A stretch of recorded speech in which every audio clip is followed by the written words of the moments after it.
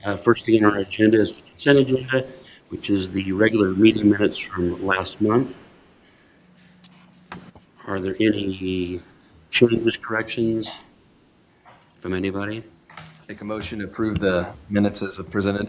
Second. Further discussion? If not, all those in favor signify by a sign of aye. Aye. All those opposed, same sign. The consent agenda passes. Next is the financial reports, and nothing much has changed there from last month. I didn't know. Oh, sorry. I really look at that cell. I didn't see it. I'm pretty sure. I thought I looked at it, and I think it's not included in there. So, but I will remind myself to do that again. Thanks for doing that. And then I wanted to ask you a couple very minor questions on the junction. For it's got the $20,542 as an expense. Hold on. Yep, I can get there. Same thing with the Soleil Hotel. And so just a description there of what that expense is. I didn't know if it was bond payment. Question. So anyway, for both that one and the hotel. I think that is the bond payment. Yeah, I figured. I'll go back and chase that down. That was the tax reimbursement we put back toward the bond Yeah, payment. so just, and that's good. Yeah. But just to note it, so. You should have a description. You think Yeah. that would be helpful? Right. This transparency stuff, it really. Okay.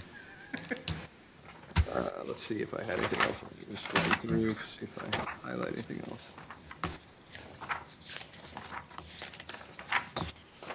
Nope, that's all. I wrote it down this time, so that'll be a better chance of me remembering. All right.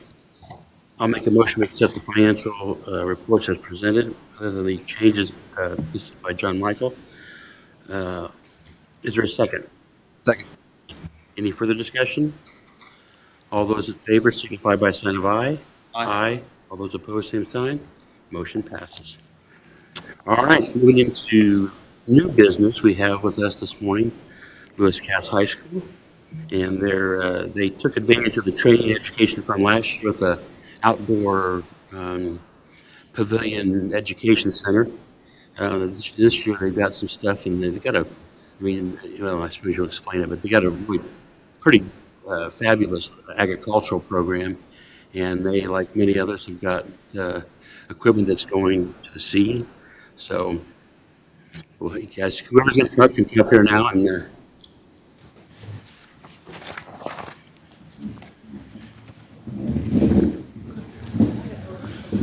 Okay. Do I need to press anything on this? Yeah. Well, I appreciate you guys having us. I'm Taylor Plank. This is my second year at Lewis Cass, and as an ag teacher, I've taught this is my 11th year teaching.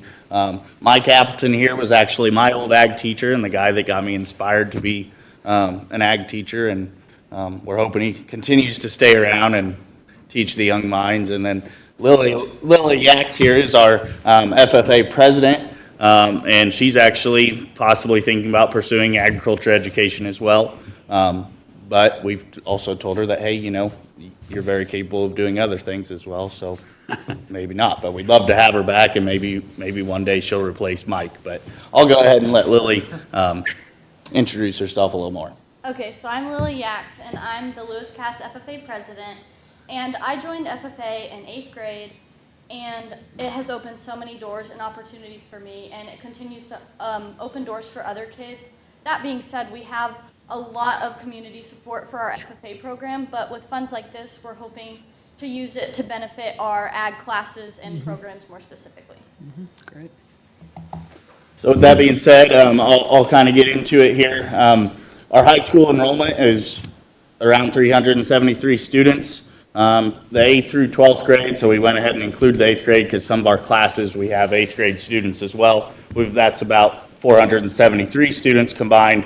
In those, between my classes and the Mr. Appleton's classes, we have roughly 220 students that are enrolled in ag classes and coming through our pathways and learning about agriculture in some way.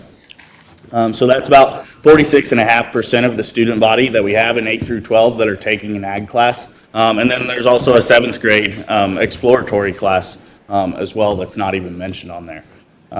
So we're the only pathway in the school that students can receive that tech honors diploma, which is something that the state, the Department of Education, is wanting kids to have more certifications and more tech honors type diplomas. And then several of our classes are dual credit through Ivy Tech out of Kokomo or Logansport, and can kind of set a kid up to go ahead and get a jump start on an associate's degree or bachelor's degree through those. So our landscape and horticulture pathway, some of the items that we were hoping to possibly get from there, and again, we appreciate the opportunity. I know this has kind of been presented before to some of the administrators of Lewis Cass, and I know sitting here talking to Mr. Young, we didn't really know that this was out there and available. So knowing that it is, and we're excited to have the opportunity, and we appreciate you inviting us here and even listening to our proposals. So, but in terms of potential careers, landscape architecture, landscaping, landscape nursery, greenhouse production, floral production, and then obviously there's many jobs in terms of, you know, going and working for a Helena there out of Walton, or lots of different farming operations that some of these, you know, the horticulture and landscape pathways can kind of spark an interest in plants. And, you know, it's hard for kids to get into farming these days, but in terms of selling crop insurance or selling seed or selling fertilizer, I think there is a lot of that around Cass County and not just Walton. With that, so my classes, I have a principal's class that has 8th graders and some freshmen and some sophomores, and that's kind of our introductory course. They get to plant plants in the greenhouse from seed, help water those and monitor those plants, and then eventually they'll plant those in the garden, in our school garden. And then we take all the produce from our school garden and we donate that back to the community there in Walton. So we actually have a little stand on the edge of town, and we just put out whatever produce we pick each week out there. So throughout the summer, we have FFA kids coming in and working in that garden, weeding and harvesting. And then when we get into the fall, we'll get a new batch of 8th graders and they actually harvest it. So that the kids actually see the harvest process first, and then they are planting the garden for the next year after that. So I think that's a really cool experience because, you know, growing up, I certainly had a garden at home, and my grandparents, and helped my grandma in the garden. But I think there's a lot of kids and families now that don't have that gardening. That it sounds so basic, right? To experience planting a garden and putting one in, and creating your own food and your own produce. You know, you go to Walmart and 2 little zucchinis are like $3, you know, when a pack of seed is $1.69 and has more, you know, creates enough zucchini for us to put out 20 to 50 pounds each week. So I think those kids getting that experience is something that they would never get elsewhere. So a tiller would help us with that garden each year. I think last year Mike brought his tiller in one week. I brought my tiller in another week. It'd keep us from having to load. It's not real easy to load a tiller in and out of the back of a pickup truck. But that would be one thing that we would use that for. It's just helping us prepare our garden and possibly using that other ways. I know there's times we'll do projects on the athletic fields at the school with my landscaping class, but then we might go put in a new flower bed somewhere, and a tiller would be an easy way for us to tear up the soil and be able to remove that sod and that soil so that we could lay down plastic and then put stone in or mulch or whatever we plan to use. But we would be able to utilize it in more areas than just the garden. Watering system, we would really like to have a nice misting system in our greenhouse. Right now, so I came in on Easter, which I only live a mile away from the school, and that's not a big deal. It wasn't anything for me, but I know a lot of people don't go to work on Easter. And even though it might have only taken me 20 or 30 minutes, just being able to set up a misting system because even with we've got a really nice greenhouse that was put up in 2014. It was actually a grant through the Community Foundation. Actually, Mr. Young's son, Peyton, he wrote an essay and won that. And then the ag classes put it up. But we're so it's a really nice greenhouse, but it's a shell. So on here later, we'll see tables that we want. But we're trying to make that a really, I guess, a state-of-the-art greenhouse because the shell is there. But this time of year, when it gets 80 degrees in a day, those little plant starts will wilt and die if I don't water it 2 or 3 times a day. So if we could have that and put it on a timer.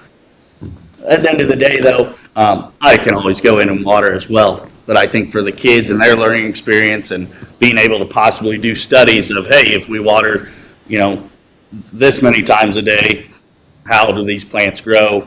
I just think the future going forward and training kids to actually work in a greenhouse that they might actually experience in the real world, I think a misting system and a timer system would help that. And they would obviously help install that system as well. Hoses. So, hoses are one of those things that with a garden, they get damaged. A mower hits them or just in general, a kink, they go bad. Being out in the sun or in the greenhouse throughout the year, it kind of wears on them, as you can imagine. And so we're just looking to get a few more hoses. We did move our garden this year. So our garden was right outside of our greenhouse and right at the back of the school. And with gardens, sometimes they do get a little bit of weeds, and sometimes the tomato cages, when they're not in use, are off to the side, and gardens aren't always the prettiest thing. And so we kind of thought that we could reuse that area outside of the greenhouse on the backside of our school to create an area that possibly kids could go to during our mentor, which is like our flex period, or possibly me and Don were just talking about the possibilities there are kind of endless. Maybe we want to create an outdoor classroom or something of that sort. But either way, we had an old greenhouse there that hadn't been taken down yet. And last year, that was one of the first things I did. I said, hey, if we're not using that, let's go ahead and get that old greenhouse and the head house, the potting room area, let's get that all taken down. And so we got that removed. And then it was just our garden. And that kind of looked rough at times. Even with flowers around the outside, you get piled up. When a watermelon goes bad, we just set it off to the side. And so we had piles of rotten produce and other things. So we decided to move our garden. Well, with moving our garden, we're taking it away from where we have a water source. And so we're looking to get water lines and a hydrant put in that could give us water access at our new garden. And Amy Dinsmore's project that went through you guys before, that is actually really close in proximity to the garden. So putting a water line out there would allow not only us to access that, but it also kind of piggybacks on that project. And she'd be able to use that hose and hydrant as well. There's just the water line. So where we're wanting to put that hydrant in is in our test plot area.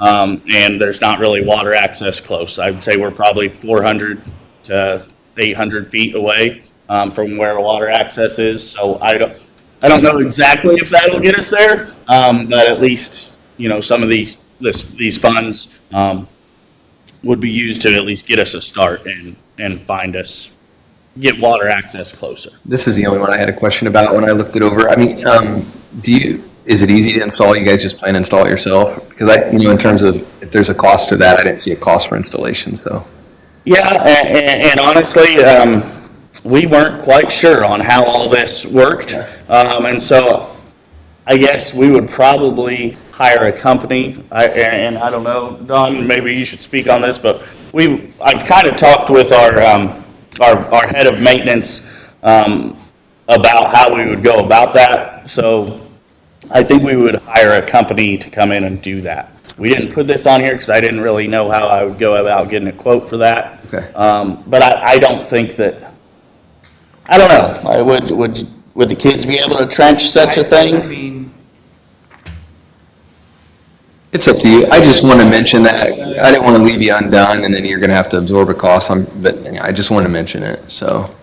Yeah, certainly. I guess, this was kind of, we talked about our ideas of what we thought our program needed, and then kind of had the kids put something together. So we worked with this, our students put most of this together with the ideas that we thought of what we needed.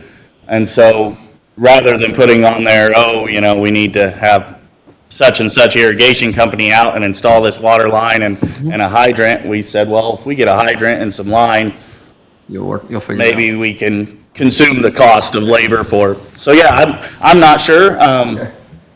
We're open to ideas on that. Okay, yeah, I just want to make sure you have all the funds you need, and I think this all makes great sense, but that's just one thing I saw was missing, so. I think you'd want to have a trencher rather than have the kids try to dig it. I mean, you need to, Yeah, you're right. it should be down 3 foot or so, and just in case you don't get Well, and even that, line blown out.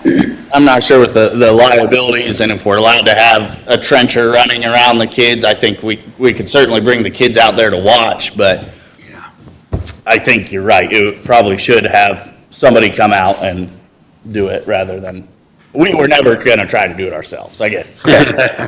Great.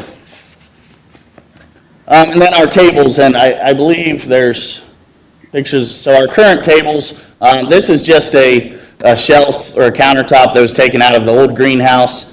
And then these are old science lab tables that, as other teachers have gotten rid of them, the custodial staff knows that we want tables in the greenhouse, and so they bring them to us. When I got there, last year, there were no tables in the greenhouse and the plants were on the ground, and that's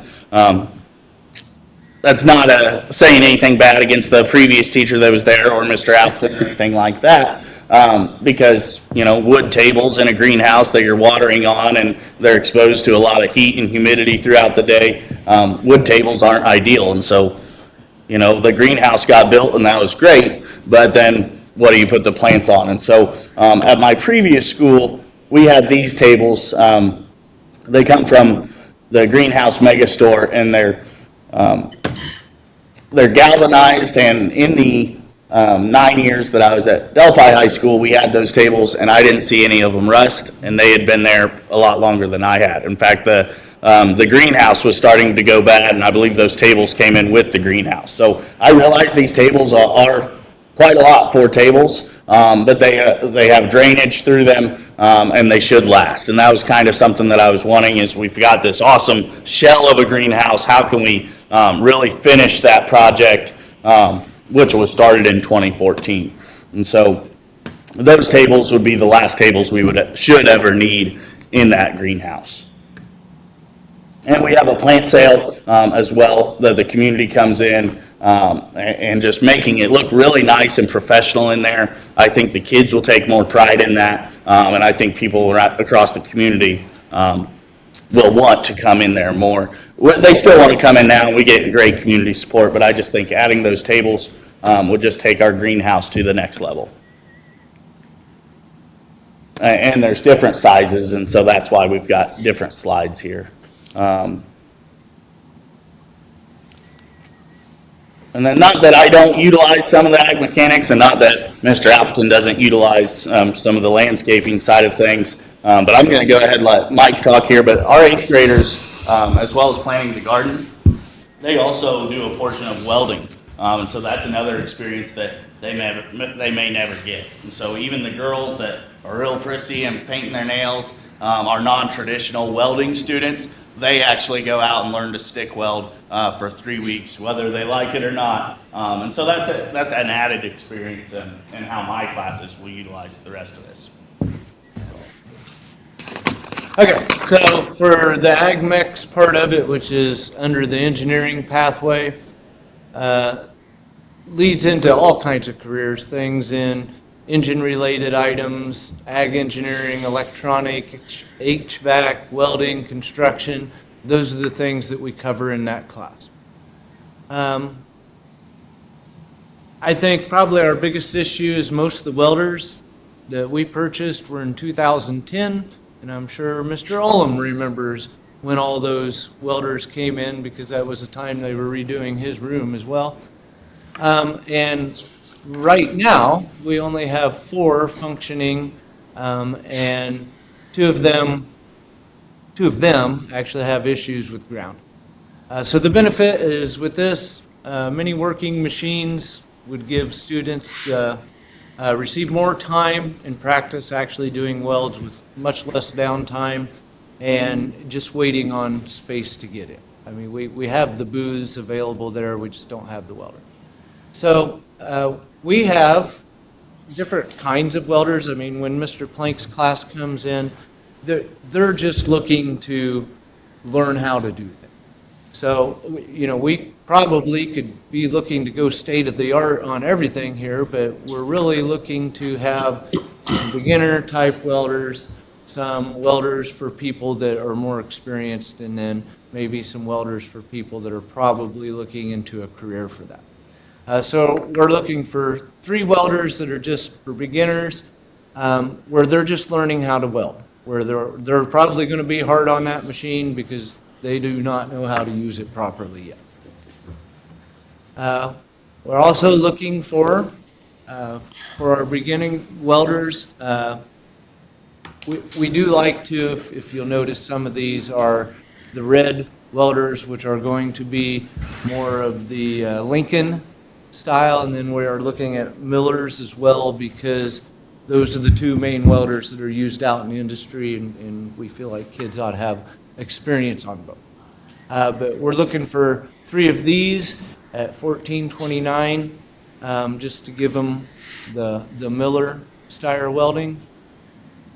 And then for our advanced welders, we'd kind of like to get something that's a little bit better, that's not going to have a lot of wear and tear on it, because our younger kids wouldn't use these, but something where people are going to get to use a better welder for projects, for our ASFD class, which is basically project-related class.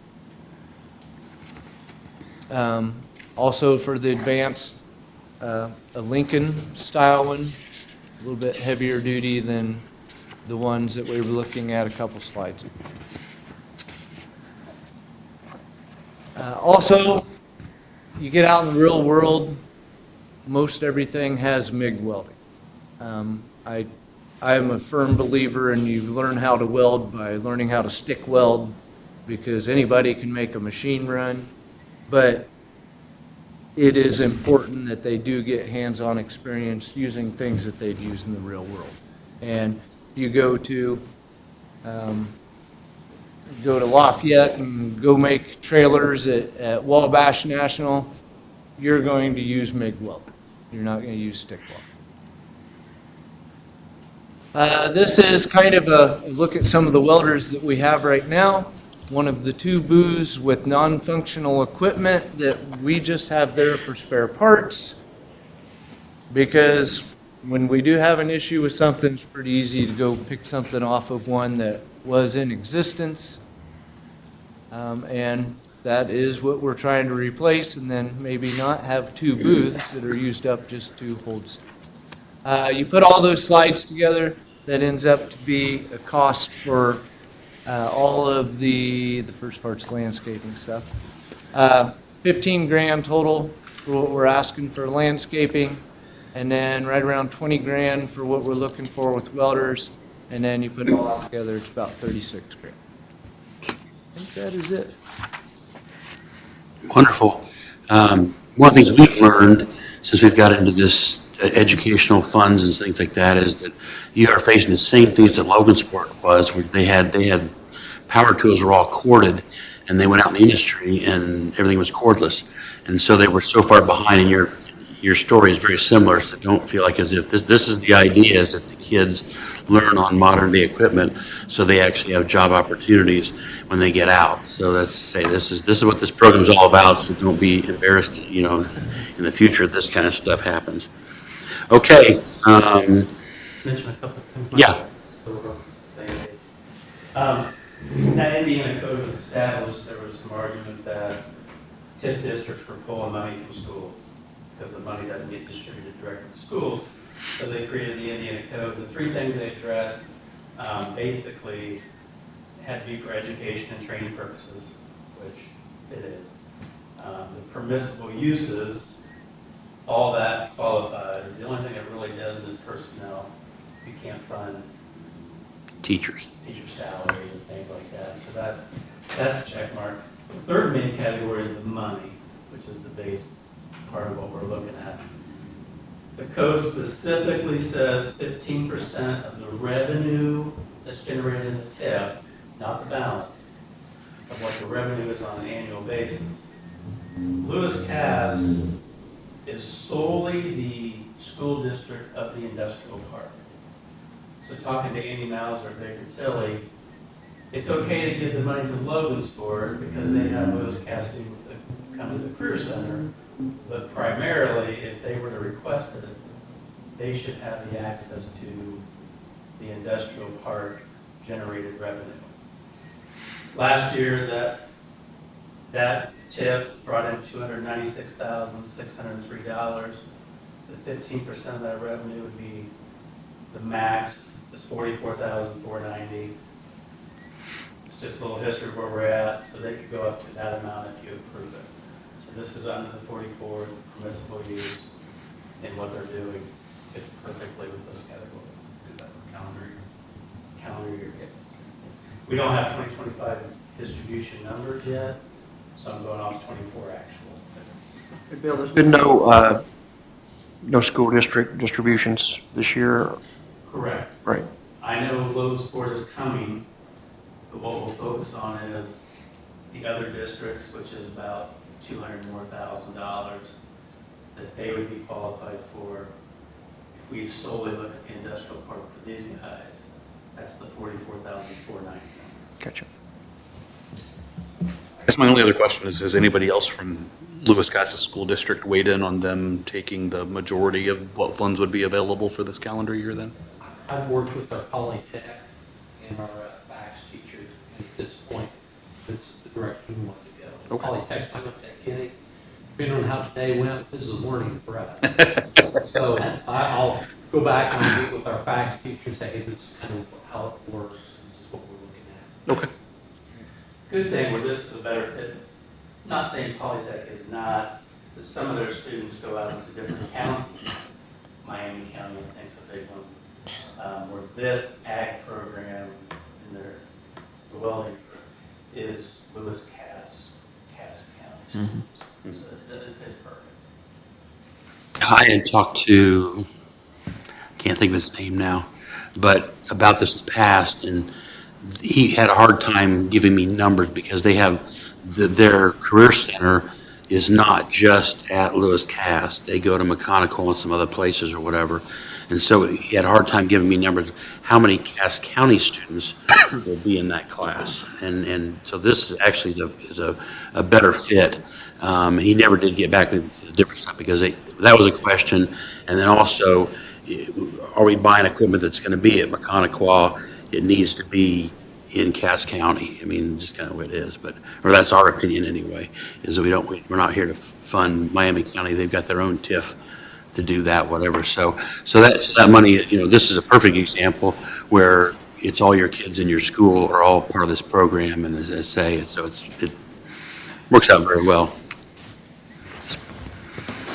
Okay, I'll make a motion, we accept resolution 2025-318, which is approving funds for the improvements for the Lewis Cass High School Arboretum. The amount of money is $36,037.37, and it will come completely out of the Industrial Park Fund. I am going to abstain because they're buying something or getting some hoses from our store. Yeah, so I got that, so I'll abstain for that. Let's see, what else was I going to say? I'll second. Okay. Any further discussion or questions? All right, all those in favor signify by sign of aye. Aye. All those abstain, same sign. Motion passes. All right. Thank you very much. Thank you, folks. Thank you, guys. Is there anything you'd Yeah, like I forgot to tell you, yeah. from us? Here's one more thing. This thing can work two different ways.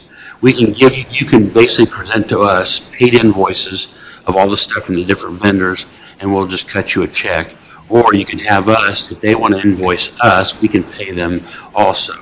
You've got quite a few vendors, so you probably are going to be better off just buy, I don't know if the school can just buy it, and then we'll reimburse you for whatever it is. We can't give you the money until you actually have it, but once you get it and then give us a copy of that, we can do that. But we can also pay the vendors too. We've had some cases where people, they'll just give us the name of the company, give us an invoice. It has to be invoiced to us in that case, and then we pay it that way. But I'm guessing you guys' case it's going to be easier if you can. Just buy what you need. Give us copies of all the invoices from all these different companies, and we'll just reimburse you. And usually, it's done within 2 weeks after we get. I told them, I said, we could, if they bill them to us directly, it's not a problem for us just to pay it. So, I will say, when we were pulling stuff together this year for the state, whatever audit, it's a little bit more difficult. We have all these different vendors. They want to know exactly how much money was spent on the educational funds. I thought it was easier for me to find it that way than to say, oh, here's a stick welding company, here's a hose company, here's whatever. But that's fine. I mean, we can do it because we do itemize it into that fund in our spreadsheet, so it doesn't really matter. So whatever's easier for you guys, we can do it either way.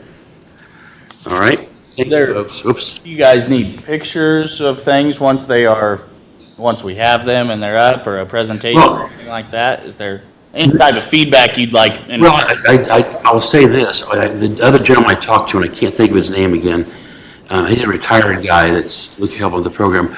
I had said it might be nice to invite us out for a tour of the facility. And this was like we were talking about the career center you've got, because it was like, it was like he was very unclear about what's being done. This is offsite. I said, it was in the summertime. I said, well, really, you better.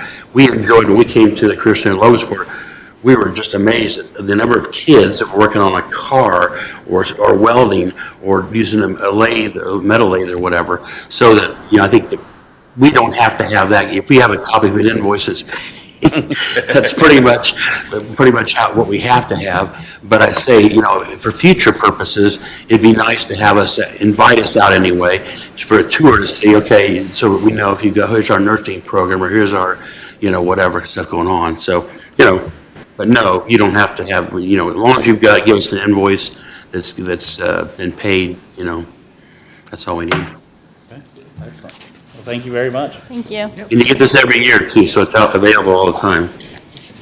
We've had like this is our third Lewis Cass school member. There's a reason we have a member that's non-voting, that's a school board member. And because, in the case we had Lewis Cass, because so much stuff was Logansport based, and I say every year we kind of like befuddled as why they didn't, shoot after it. But then a couple of them only show up once a year, so I was kind of, but they weren't doing you any favors. But anyway, now you know how it works. I think you'll probably be back more frequently. We appreciate it. Okay, thank you, folks. Thank you. It's good to see you. You guys Well, have a Sally great said that rest of too. your day. All right, next on the agenda is Resolution 2025-314. This is a leftover from last month where we had the bid letting, and behind the page for the Resolution 2025-314, you'll see the summary of the contractor bids. They were $204,329 was Shepherd Construction, $230,000 was M.R. Lauthan, $232,542.16 was E&B Paving, and $453,400 was Solid Finish Construction Incorporated. I think I gave everybody a copy of all those. I went through them all, and basically the great thing was they all really usually guys missed something. They all had all the details, had all the information and all that kind of stuff. Shepherd came in as the low bidder. I think Shepherd is also the company that's doing Lexington Village.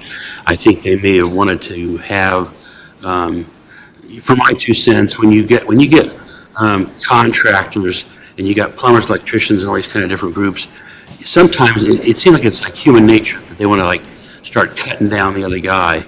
In this case here, it's nice to have the same guys building the houses do the driveways and the sidewalks and stuff. So otherwise, they couldn't, since the houses aren't all, normally you would have a development where you're building houses and you do the driveways and you do the sidewalks. In this case here, they're going to have a sidewalk but no driveway because no one's bought that house yet. So I was kind of pleased that in this case Shepherd was the low bidder, because then they're not saying, well, those guys have put those sidewalks in, they're an inch and a half too high and they don't meet up with the driveway. And so I was very glad that it turned out this direction, because it was really safe and stuff. In your packet that's got the supplemental stuff, it has the complete Shepherd package in there, all the requirements. It has all their paperwork, has their bonding information, has their insurance information, has their proof they're an Indiana contractor, et cetera, et cetera. So anyway, I would like to recommend that we select Shepherd as the contractor, or the winner of this bid. So Resolution 2025-314, I make a motion that we select Shepherd Construction to provide the sidewalking for Lexington Village in the amount of $204,329. And it will be coming from the Consolidated TIF Fund, and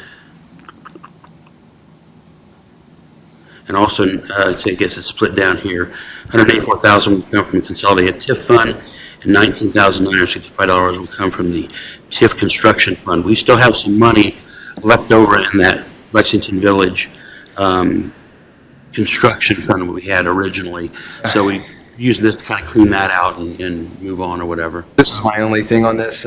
Two things. There wasn't a fund number in there under Section 3 for that. And then the other was, we got $72.91 of interest into that account.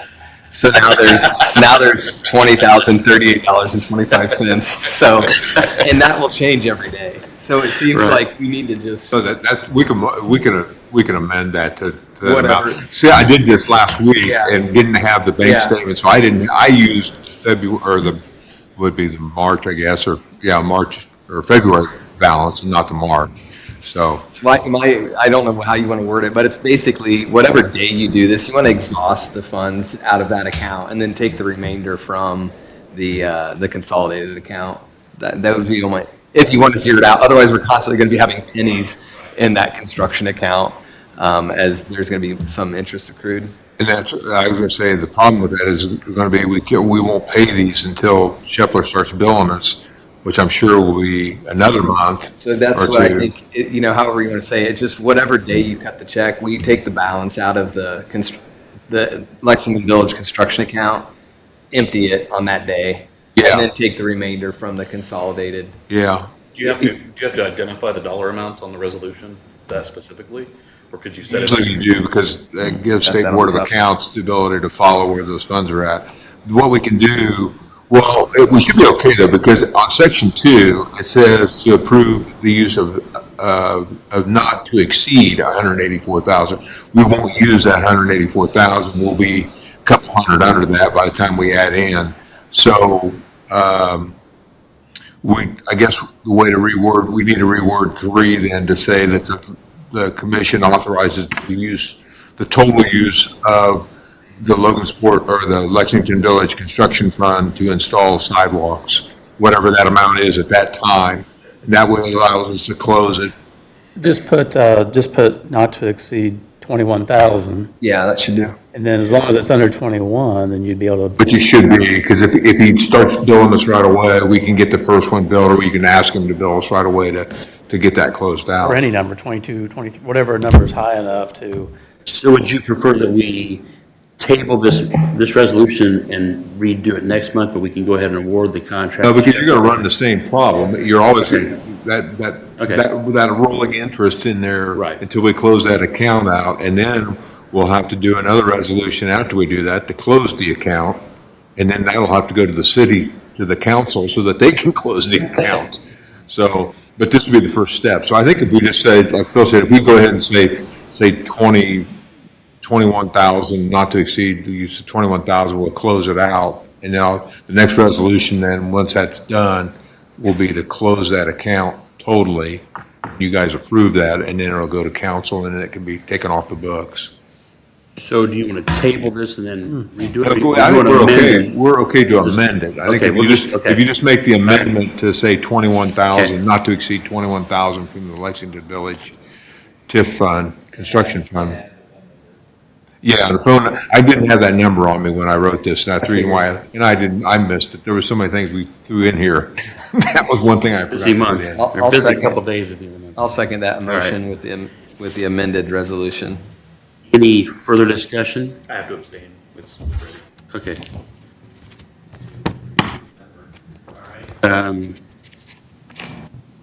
Also mine. All those in favor signify by saying aye. Aye. All those opposed, same sign. We have one abstention.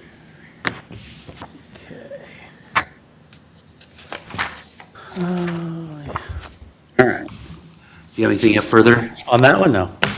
No, they're the lowest and they're qualified, so that's the main few things. I'm just going down my list here. The sidewalk program at 217, 219 South Fifth Street. As a reminder to stay compliant with the State Board of Accounts, we used to have a sidewalk program, a facade program, and a key building program, but we would go on private property and fund things on their property, and the State Board of Accounts didn't like that. So now we have a program set up through the Logansport City Revolving Loan Fund, where it's technically paid through them and you reimburse council. So it's a way to stay compliant. All that to say, the sidewalk program is now under the Logansport Revolving Loan Fund, which right now was previously funded last year, has $182,739.48 in that bucket. As you get close, you would want to replenish that bucket, and we go through council. So it takes about a month or two to do that. So 2 months. So I'll stay ahead of that game and make sure we don't get too low. But as of right now, we have over 182,000 in that bucket. Bill, is the street department's 50/50 program for sidewalks, is that limited to residential properties? Correct. There's a certain pot in that, and it's limited to residential. Your program is commercial only, but it must be within the TIF areas. There's also, Logan Landing also has a program for Facades. facades. It's facades. Yeah. So in his case, he submitted the application. The totality was $7,318.50. Your portion, or 50%, would be the $36,5925. It does need it. I went down there and looked. It needs it more than, well, it needs it. And it qualifies. It's within the TIF. And the application is on target. So I would recommend that we approve this. I've got just two quick questions. First, is looking at bank statements, is this the non-revolving RDC discretionary fund? Is that, because it does show. Yes. It shows a balance of 260 in that, just for your information. I contacted Robin Friday, and I asked the specific question of the Logansport City Revolving Loan Fund 406. She came back, said the balance is 182,739.48. I don't know, in what we've got on our the Excel sheet for the revolving, is that the same as the revolving fund program? No, here we go. Yeah, it shows 260 on the, anyway, something to look into. Well, you should have had money, you had money come out of there for the nest. That was last year. Gray Mill was paid out of I'm that, aware of. yeah. That wouldn't be. But, yeah, here, she needs to give me that every month. She doesn't give it to me. So if nothing's changed, she doesn't give me that information, so. I just want to note that, because there might be more money, there may or may not be more money there. Yeah. But I just say, I just know there's been 3 payments made out of that. We only have gone through, I think, three programs have done that. The title company, the Gray Mill, and the Nest are the 3 that had exterior programs that we paid for out of that. So I would say what Bill's giving you is probably the right amount, because I know the Gray Mill was a substantial amount out of all those. I think the title company was only a couple thousand, and I think the Nest was a little more than that. Still, I can't tie it out, but that doesn't mean, anyway, that's fine. Just a note, the other, maybe something just to kind of tie up if we can, the other was just more of a procedural, looking through the program, it talks about the 1099G that has to be issued. So I see in the application, the tax identification number's there. And it says that that application goes to the planning department. Then does somehow the city end up issuing the 1099?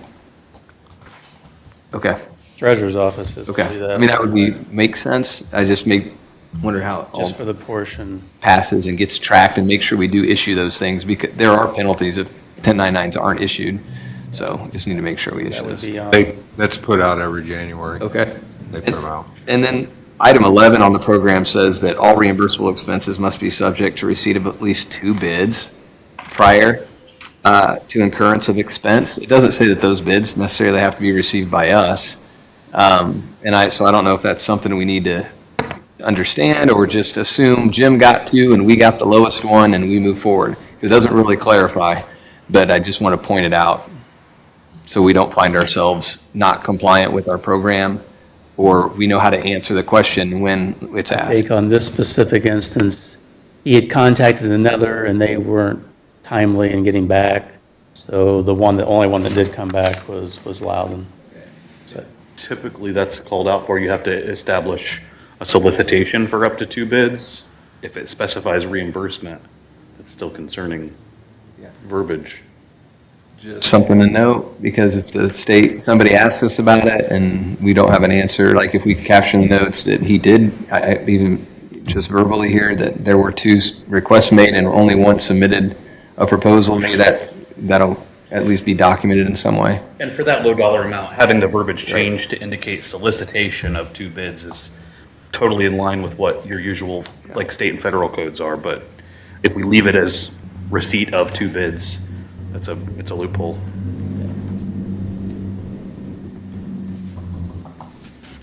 I would say the best approach would be to amend the program verbiage itself. I think so too, that'd be easiest. You know, for the residential program, you know, now that there's like 2 designated contractor, they're assigned, homeowner really doesn't have an option on that, and they do all the sidewalk work for the city, so.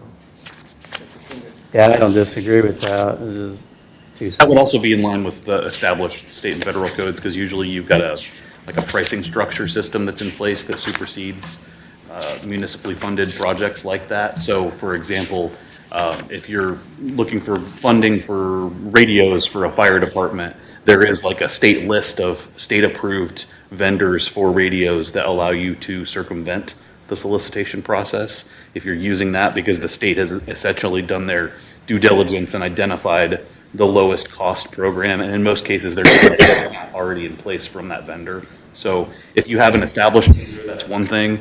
If you're looking for a mandatory solicitation of a minimum number of bids, that would be another thing, but requiring they obtain 2 bids is not good. I would agree. I mean, either or. I don't want to create a problem, I just want us to be If you're compliant. suggesting that we use a certain certified vendor, I think that would be acceptable I'm sure too. the city has gone out for bids citywide. Right. I think either one of those are better options than to leave the verbiage as is with obtaining 2 quotes. I would agree. I don't think we want to go into a complete corner with one person Sure. based on, with that thought process, they're going to be overwhelmed, and how do you keep them in check, I guess? So I would amend the program itself to use the Solicitation. words solicitation, or maybe not need receipts of. Yeah. And then. That's not on the agenda, can we add it to, I mean, is that something we can do now, so that then we do that first, and then we approve? And speaking to Loudon's, they often sell us, to the, whoever's doing the job. They often say, hey, you ought to look into that Sure they do. program. Sure they do. Go see Bill Cuppy. Of course they do. It's hard to say you can't get 2 quotes when we just got 3 or 4 for, Large commercial might be a little different from a Yeah. $7,000. I know from community That would be crossings, nice, but I agree with you. helping small towns with community crossings, sometimes even the dollar amount doesn't matter. They're gonna look at the time and effort they have to put into it. So for example, crack sealing is something that towns have a hard time finding. We usually have to go to NDOT and say, hey, this town in this area wants to do crack sealing. They literally can't get anyone to help them with a cost estimate because the time they're putting into an estimate that might be $30,000, they're not even gonna Yeah. mess with that, especially if a town's not able to do that estimate themselves.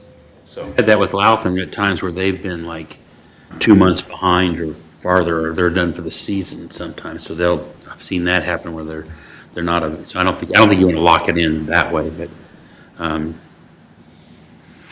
If we could kind of table the first, and if it's, I don't know if we need to make a motion, amend the You can, agenda. I would say, if you want to, your program, you can just make a motion and say, we'd like to amend the program to this wording, I'd like, and then you can go forward from there. let's move that. I would amend, yes, sir. Even if you amend the program, there has to be some documentation that there was a failure to bid, right? So that there was demonstrated proof that there were two invited bidders. So you start to get into how does he even show that he made the request? Is it a written request? Did he call him on the phone? Like, how do you document it? Or is it just verbally, hey, I solicited two, they didn't come back, we capture it here, and we move on? Or is it something more? I State don't Board of know. Accounts would require you keep track of a written request. I think they'll accept like a screenshot if you have like a price estimate request system that's online. If you go in and type in all that information and take a screenshot before you hit the submit button, I think they'll take that. But typically, our advice to the towns is you send them an outgoing email, you save that email, that shows that you solicited that request. So if you get one But bid we've- back. from That's what we've had to soliciting do in the That makes clerk's sense. office I mean, that would before, be I know, documentation. is send an email, show the request was made for, like, say, we were buying vehicles, we make 3 requests for vehicles, we get 1 back. Done that with vehicles with USDA money Yes. before too. You get 1 back, and that's your, your email is your verification. We requested it, we just didn't receive a response. Noted. So for the Logansport Redevelopment Commission Sidewalk and Curb Replacement Program, here'd be my proposed amendment, would be that in section 11 on reimbursement payments, that it's changed from all reimbursable expenses must be subject to receipt of to all reimbursable expenses must be subject to documentation of solicitation for 2, or at least 2. Documentation of at least 2 solicitations for bids prior to. I'll second that. Any further discussion? We have to have him go back and reply, or at the very least submit his proof of the second solicitation before we approve it. I think that's just a game myself. I think because then it doesn't say you have to take the best one, or, because then it doesn't say, I think you would even amend it to say it's subject to receipt of a qualified estimate. 1, I don't know, we're talking about sidewalks here, we're not, I know. I don't know why we'd put ourselves in that bucket of, because then you're kind of calling out some contractors, they didn't get back to him, then you're going to have in the file that so-and-so didn't get back to you quick enough, and just doesn't look good. I don't, The only night, I mean, the city, is, for instance, uses Loudon, period.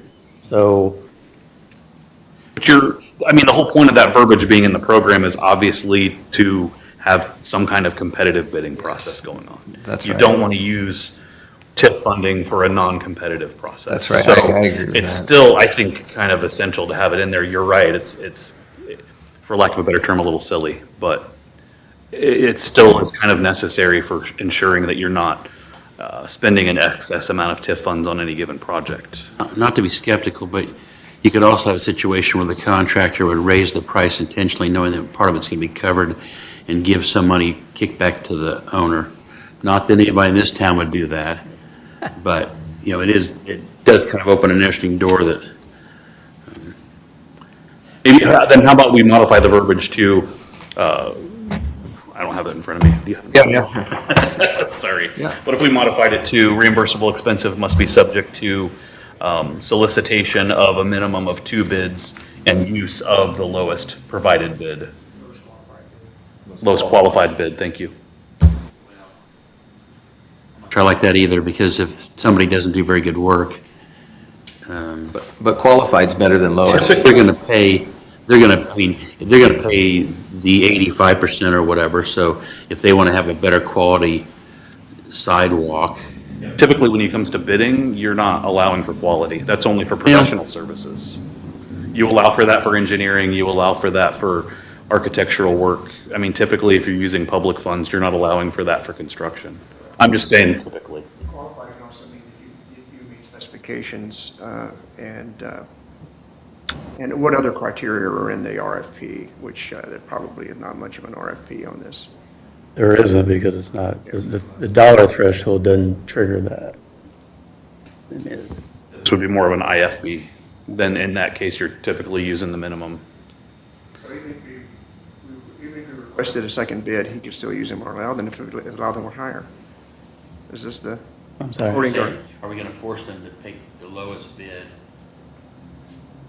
I Why think, require solicitation of multiple agencies if you're not gonna require they take the lowest bid? You're shooting yourself in the foot if you don't have that in there as a requirement. There's an interesting situation happens, like in the school corporation, where they got buses, and there may be somebody that's 3 hours away that has the lowest price on repairing your bus. And they use the phrase, I think, the best price, or Best value? kinda, yeah. And so because they found if they got to haul 2 buses to go drop a driver off, drop a bus off, they have to drive back, they got to go back again, that they found, like, using a local company, they could actually save money with a higher bid, and said that, yeah, that's a unique situation. But I mean, it's, I don't care, whatever you care. there's still a motion and a second for solicitation of 2 documented proposals. That's where we're at right now. Do we need in that motion to decide, are we going to force them to take the lowest bid, or are we going to just say, they get 2 bids and they decide they want the higher bid? I mean, I'm saying like this, in an attorney's case, they might want to have, something. What other point is there in requiring that they solicit 2 bids if you're not looking for the best value, though? I don't think there is. I don't think there At is all. I mean, mainly because they're paying half, and they're not gonna go out and get the worst, highest priced thing out there, because they're still paying half of it. So if you're gonna require solicitation of multiple bids, you should mandate that they use the lowest bid. They've got their own personal interest, though. I think what Bill's point is like they're going to use the one that makes the most sense because they're on the hook for 50% of it. So just intuitively, they're not going to pay the higher one or use the least expensive one if it's not going to be good quality. So they're making the best decision for them, which should be the most logical use of our funds too. So remove it completely. No, I think I'd still stand by the solicit too. I think we should follow the code, Indiana code, when it comes to thresholds. So if it gets to a number of 150 or higher, then we do what we did with the Shepler sidewalks. We go out with an RFP. And You're in small purchase territory. they submit financials and all their qualifications. But when we're talking $7,000 sidewalks, Yeah. in my opinion, we shouldn't mandate more than one. Are you ever gonna have one application that like supersedes the small purchase threshold for the state? On sidewalks, Yeah. Lexington Village. Would that all be as one application, or would each application go with each property? I can't imagine something that would supersede the 150 of a sidewalk. Well, small purchase is 10. Usually, we always go by 25. Anything over 25, you're required to request three quotes. Whether you get them or not, again, remains to be seen, but you request that and you document it so that you can show the State Board of Accounts you have asked for those requests. Then whatever you get, if you only get one back, that's your best qualified. But you don't have to bid. go with the low bid for a small purchase, right? Do. I think you do. I think everything, if I remember right, everything that you bid out through the state for a municipality has to go to the lowest bid, unless you can qualify the reason why you would not take that. So in other words, you think that you got a bid and you know from prior experiences, you may not get a timely product back. So like say sidewalks, we get a bid and we say, oh, this sidewalk's only gonna be $5,000. but he's backed up for a year and we're not even sure that we're going to have a valid bid in another year, you can go with a higher bid then and say, okay, well, we know this person can do it next week. We can qualify that. So you can usually get by. State Board of Accounts will take that, I know. We've had that done before. That sounds the same as between the small purchase threshold though and the 150. That's basically solicitation and Yeah, it's just, use of the lowest. there's a 150, 150 is where we have to go see. 150 is the large one, but I think at 50,000, there's also, it's a mandatory that you request 3 bids and you get some type of return. And I think at 25 is where you just have to request it and you may only get 1 return. I just think we should follow consistency. We're governed by State Board of Accounts, so if the trigger point is 25 or 150, then we should always follow, our program should follow that. Should mirror. For instance, we just approved Lewis Cass, we didn't ask for 2 bids, 3 bids, it's the same concept.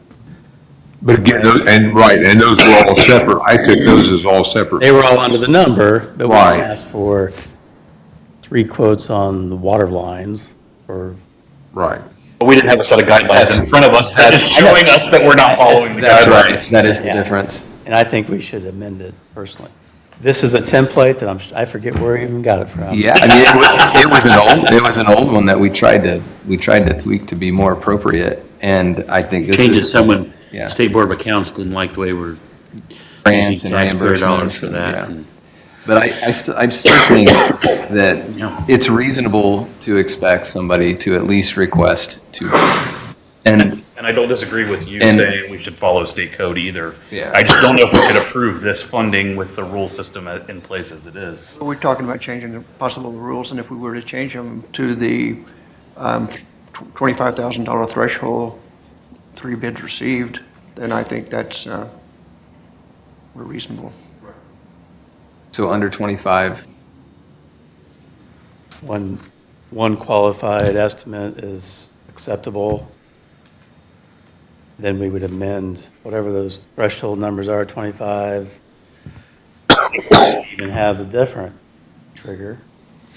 Seems like it does. I would say the other thing too is this is an application to you guys and you guys have the right to question or deny it for some reason. So if you feel like you got 2 quotes and they want the higher quote and they can't give you a better reason for why they want the higher quote, you can always say, no, we have too many questions. We're going to table this until you can give us a better answer.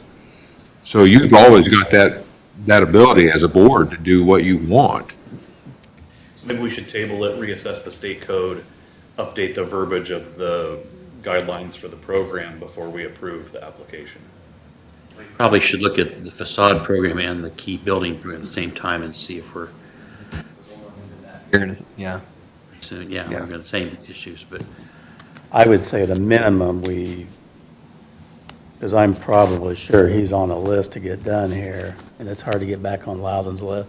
I think at least the 25 under number, if that could be amended to have 1 qualified accepted bid.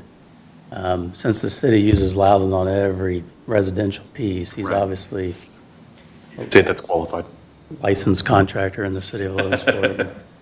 something else that sometimes happens is the bid, let's say a bank, and you've got a contractor that is a depositor for your bank, and the other people are not. Sometimes they will want to support their people that support them, which is to say, it's a whole different issue. I'm not here to make it messier, but I have seen that in the past where, if I use a contractor from out of Logansport, and I deal with these 300 contractors, they all get a little pissed off to say, hey, why'd you get this guy from, oh, he was cheaper, that's why, They don't exactly see that as a, Okay, so could we amend it to say, all reimbursable expenses will follow the State Board of Accounts thresholds and related requirements? That would then allow this one to go through if we're sure about the 25,000? That, or you just add another sentence on the sidewalk program that says, all reimbursable expenses under $25,000 only need a, That could also be better verbiage because, and again, you know more about the smaller purchases than I do, working with grant funding. My focus is more in the federal, not the state codes. But at least at the federal level, those thresholds can change.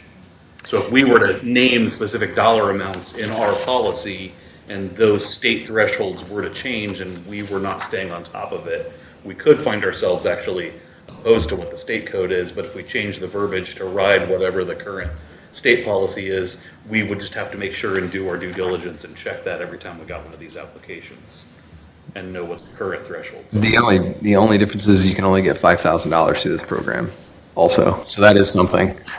So that right there sets your cap at 10,000. Yeah. So, that's my point. yeah, I mean, we could I say, like the if you want to test. say under 25,000, we Okay. can. I just don't think this particular program needs that. I think Sure. with the max being 5,000, Mhm. good point, we're not going to have the 20. Okay. Sometimes we miss the small details. Yep. So,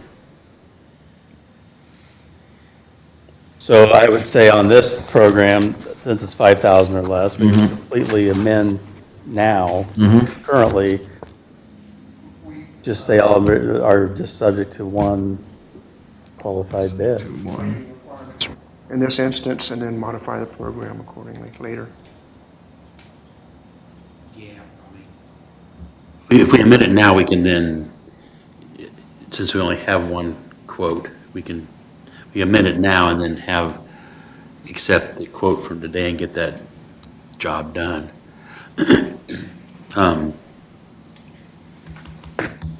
Does this revolving loan program vary this in any way? I mean, I know we moved from us having the program originally because of taxpayer dollars and da-da-da-da, and then we went to the city council program. Do we have to take their rules into consideration? They gave you all authority on approval. Okay. so the amendment would be all reimbursable expenses must be subject to one qualified bid received prior to incurrence of expense. Yes. And that's the sidewalk program, section 11. Motion made. Seconded. Discussion? All those in favor signify by sign of aye. Aye. All those opposed, same sign. Motion passes. Mike, do I have this document? Do you want me to make that? I think we all have it. I have PDF. I probably have the Word version. When we do the minutes, we can pull the verbiage off that he just said. Right. We'll just I understand. I'll update try to it. find it. I've got Word documents of all I've got a Word all three document of it. programs, and I can go back and If it's a amend them. PDF, I can modify that. Yeah. You can Yep. send me the minutes in the PDF and I can change that and send it back. Okay, great. Do we need to also approve though this application? Right. So now that we've approved that, we're back to, Resolution 317. I'll make a motion that we approve Resolution 2025-317 as presented. is there a second? Second. Any further discussion? All those in favor signify by sign of aye. Aye. All those opposed, same sign. Motion passes 4-0. Okay. Hey, we're moving now. Oh, or are we? Because now, the next three would be in question. Well, let's move forward, then we can circle back to that. So one's 25,250. 25,250. We have a key building list. The next three resolutions are 216 East Market. You have a key building and an exterior improvement program request, and then 220 East Market. For familiarity, 216 East Market is the Dr. Lawrence, where Dr. Lawrence was, and then 220 East Market was the Pulse Music. On the surface, you would look at 216 East Market and think, oh, that's one of the better buildings downtown. New facade, but that kind of, unfortunately, is where it ends. There's a lot of structural problems going on. Aaron and I walked through both facilities with Matt Llewellyn, and I mean, you can literally just take your finger and chunks of mortar just go flying and dust. So it's pretty critical that with those structures all together, Right now, they only have these two buildings, but there's potential for the other ones. So we're focusing on 216 and 220. We've had a key building program for what, 2 years now? We haven't really ran anything through it. My original, like, really, 2022 is the original, the list of key properties you have is from 2022. And then you got your packets now, or I brought before, there's a 2025 updated, and I think there's one or two additionals since then. But yeah, it's been at least 3 years. And at the end of the day, and we'll figure out how we're going to get there with the program, at the end of the day, we can go up to $150,000 max per key building. And you see there's a lot of buildings on that list. Is 2016 on there? It was not in recently, yes. To your left, that's the additional I gave you. Okay. Right by the bottle. I had the same question. Where are we looking? Okay. You should have a paper I gave you before the meeting. I got that. Malcolm's, yours is right there. That's it? Yeah, Okay. But I don't That's see the- 216. It's on the new one. yeah. Full transparency, that's been. Third one down on the new list. I'm sorry, just got separated from my. That's been recently. Oh, I got it. Because again, when you just look at that building, you don't think it's an issue. Structurally, it's just as bad as the others. So that's why I walked through with Erin to get that on the list. She's the gatekeeper. Keeper of the list. Sure. Gatekeeper of the list. So at the end of the day, we can have a max of 150 in all these properties. The good thing on this one is once we figure out how to get there, the totality of our expenses here, just over 70,000, and the SCI property group is looking to put over $1 million in these two properties. If we get to structural questions, Paul Lembach is here.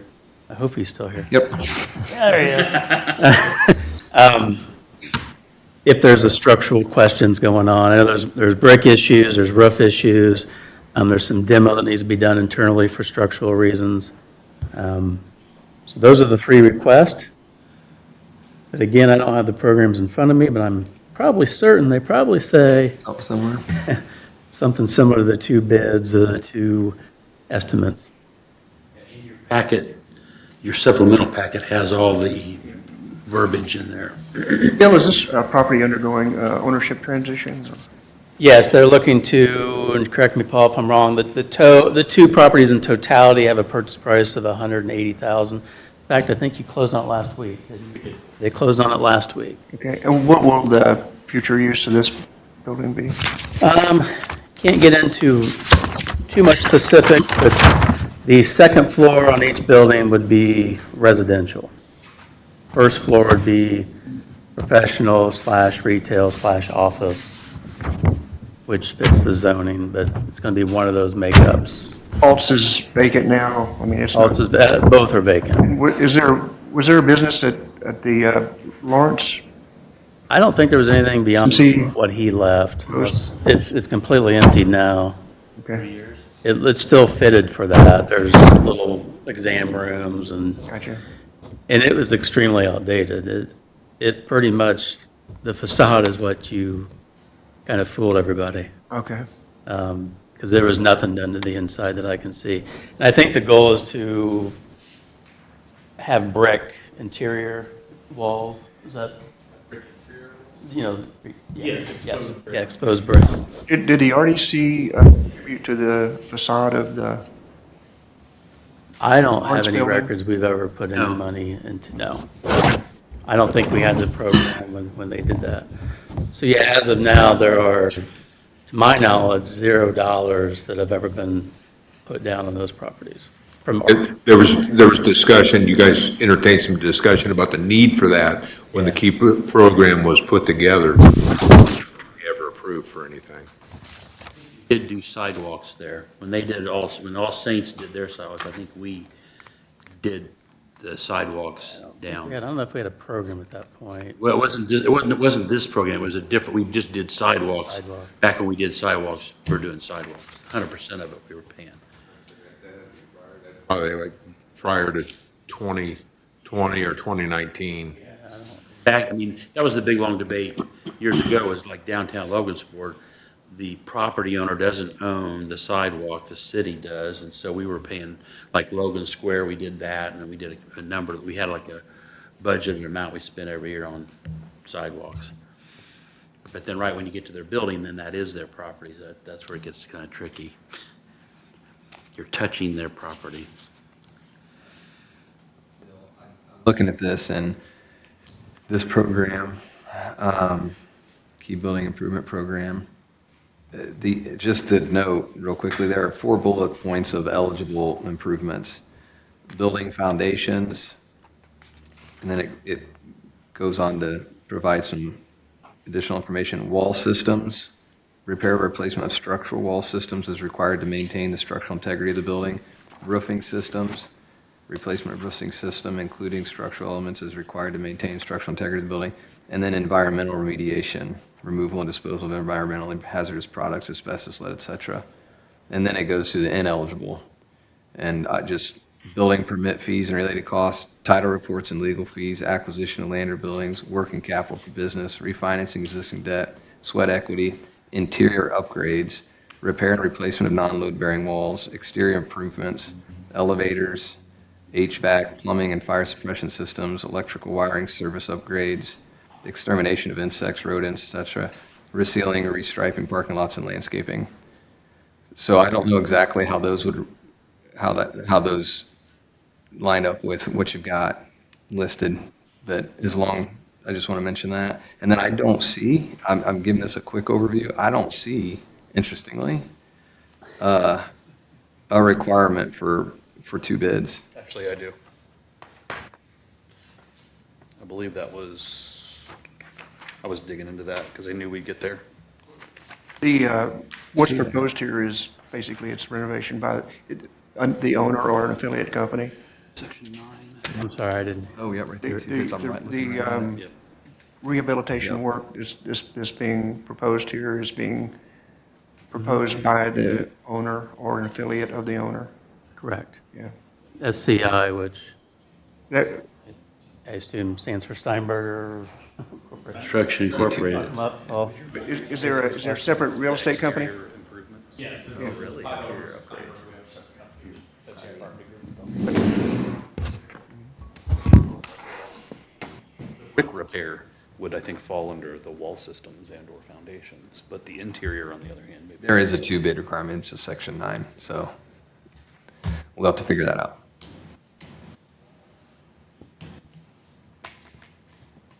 And if it helps, we did get multiple numbers on all of this stuff, so. Okay. That'd be just good for documentation, I think. Well, you heard that list of acceptable and eligible and ineligible. Did that line up with what you got here? Yes, I believe all of that will. Everything we're doing is for the masonry structural walls for the exterior. We have to expose them on the inside, we'll do the demolition so we can see what's there and what needs worked on. And then the tuck pointing is all found at our exterior brick, which are structural walls, none of it's interior walls. So the scope that's listed in Seco's construction, the interior demolition, is to support the exterior. Correct. To Improvements. open up, we're having them take it all the way down to the masonry on the inside so we can visually inspect it. There's no reconstruction included in that? Nope. Okay. Okay. With that? Well, I'm happy to see that there's the means and the desire to take on these type of projects in downtown Logansport. I have to say, when I looked over the list that Mike sent us, this was my most exciting part of the meeting today. Every time I drive past those buildings, I'm always like, oh, man. Sorry. Seem to. This is great. I mean, subject to just receiving, unless we're going to amend the program, receipt of the other bids, I would make a motion that we approve Resolution 2025-319. Do we need to do them all separate? Sure. I would say do them all separate. Okay. I mean, Okay. just, you can do motions 1, 2, 3 right away, but that way everybody's got a chance to approve or disapprove. I second with the conditions that you added.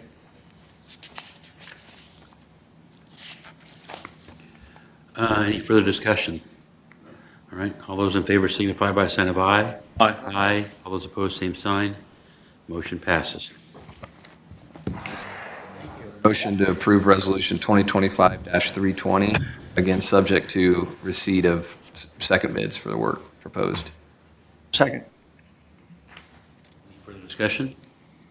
I will say we do have 2 formal bids for the masonry work. For the demo work, I believe we only have the 1 formal bid. The other demo contractors are doing their own breed. Some of them were just numbers that were sent to us, maybe not quite formally on a proposal. So we could probably get those still from them, but they will be post-dated, if you will. I mean, they'll be current. I mean, they won't be ones we had before, so. But we did get numbers on them. I think with the formal bid, as long as you provided those initial, random numbers that were emailed or whatnot, if you show that those were submitted prior to. The one specifically I'm thinking of is Cervantes Construction in Logansport. He just texted me a number, told me what it was going to be, and it was way out of line with what we had already had. So Screenshot. Yeah, and save a with the date. screenshot of that with the formal version of that. Okay. Did we vote on that last one, Mike? No. Any further discussion? All those in favor signify by a sign of aye. Aye. All those opposed, same sign. Motion passes. Same, recommend, motion to approve Resolution 2025-321, subject to the same receipt of second bids. Second. Any further discussion? All those in favor signify by a sign of aye. Aye. All those